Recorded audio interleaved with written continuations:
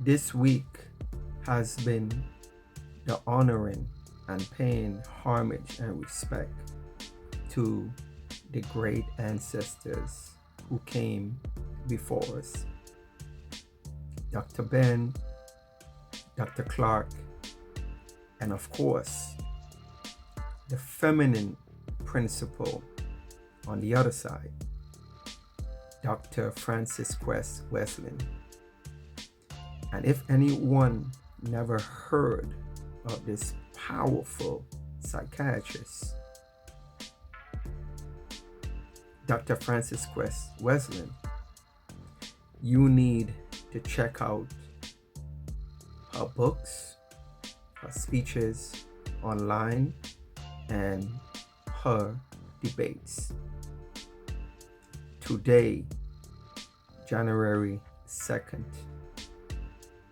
was the time we lost her in 2016. And when we talk about a giant of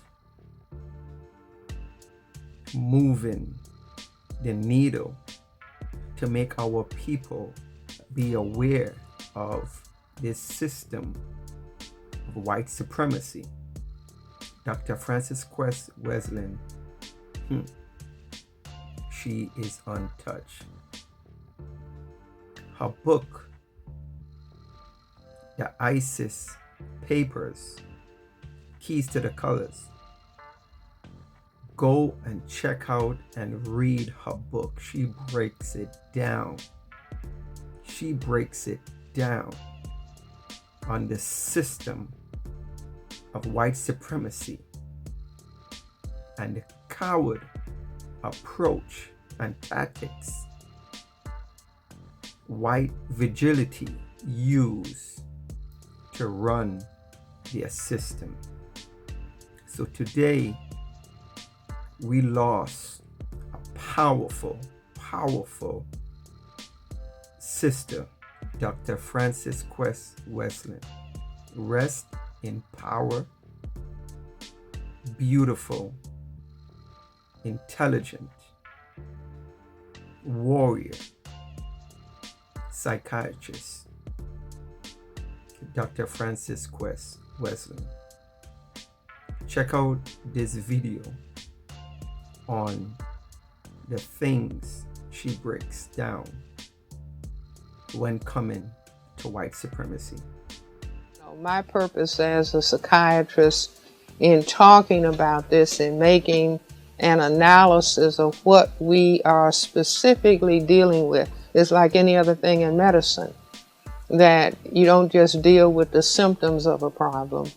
You have to wonder, well, what is the disease base that the symptoms are a reflection of? And what we have is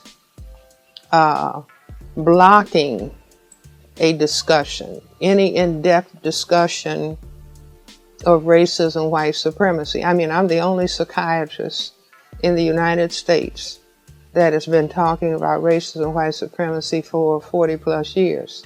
I'm the only psychiatrist in the world that is talking about it. Do you see? Because it's like there's a block on, we are not going to talk about it. We can talk about the symptoms. We can have all kind of people come on TV and talk about the symptoms, but we are not going to talk about the problem of racism, white supremacy, because that's the behavior on the part of people who classify themselves as white. And so they have a wall of protection, a steel iron curtain around that specific discussion that gets into what is the white responsibility for the behavior activity that we see on the planet. But I say that those people who are sincerely interested in solving the problem, they have to go in depth to the analysis. And when the Attorney General said, are we a nation of cowards, being unable to talk about racism?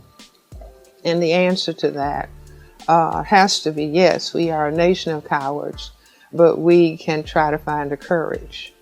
If I could wave a magic wand, you see, you would have many people who classify themselves as white having the courage to talk about it, as well as black people and other groups of pigmented people being able to talk about this. But there are consequences to be paid, do you see, for going into this no man's land, or where this is not supposed to be discussed. But we are not going to be healthy, functional people, mentally healthy people, until this can take place.